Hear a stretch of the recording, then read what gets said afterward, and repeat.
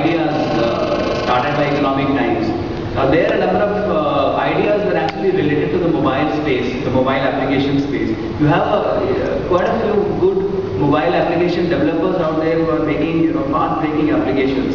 And if you see in the emerging markets, actually applications such as mobile payments and even agricultural information services are much more evolved than the developed countries. If you look at M-Pesa from Safaricom in Kenya, I mean that's quite a special case.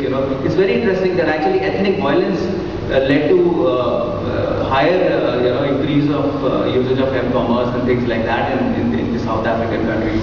If you look at India, then you have some very good examples of Nokia Life Tools, which provide money prices to farmers, or you have things like the Airtel initiative, which actually helped to connect several thousands of farmers and enable them to share information related to weather, to pest control and so on.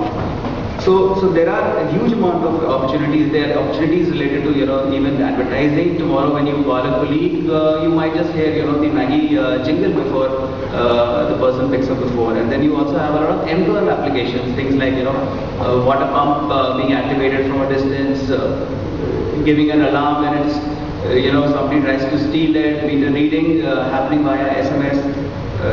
I'm talking about the electricity meters here.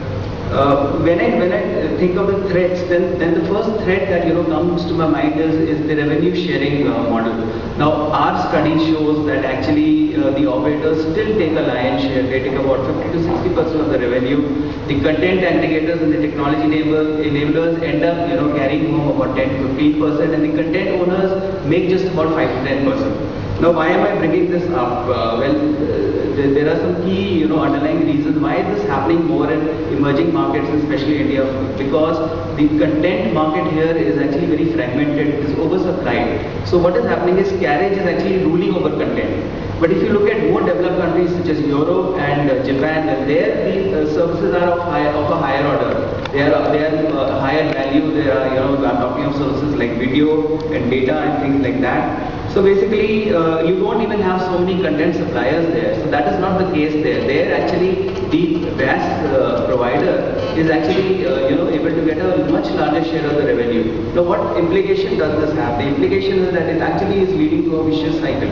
If the VAS supplier, as I said, many of them being street entrepreneurs who are probably starving for funds, if they are not going to be able to get their due revenue, they are not able to do the quality control. They are not probably able to bring out a more creative bouquet of services, which will lead to the consumer probably having lack of interest and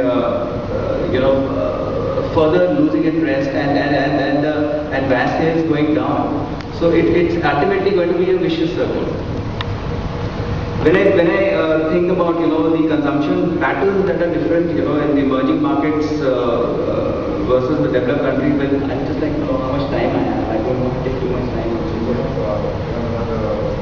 Okay, fine. So I'll wrap up quickly my thoughts in a minute. So when we talk of the consumption patterns in the developed, in the emerging markets, in the developing countries, there the 3G penetration is very low. I mean, in India we still can't say that we actually have 3G services, and even in the other developing countries, the 3G penetration is much lower than what you have in the developed world. So you have a more higher dependence on 2G related services such as USSD, SMS, IVR, and we all know that we have been talking of how IVR can be used to a greater extent in rural India, where largely the population is illiterate, and you have some very good schemes and initiatives and pilot projects that have happened. So this is one key difference that I see, consumption patterns between the developed countries and the emerging markets. And of course, developed countries enjoy a much higher ARPU. These services are more evolved. You have a higher prevalence of video conferencing and mobile TV and location-based kind of services. When we think of the challenges, then it's probably the two E's that come to my mind. Keep it, make it easy for the customer. Keep it simple. Make simple price plans. Make it easy for the subscribers to avail the VAS. And the second E is educate the customer. Today, probably there are many of us who still don't know what kind of handset features we have in our phones. I know several senior citizens read an SMS, leave aside how to send an SMS. They're not comfortable. And SMS actually, our study shows that SMS, P2P SMS today accounts for about 35% of the total VAS revenue.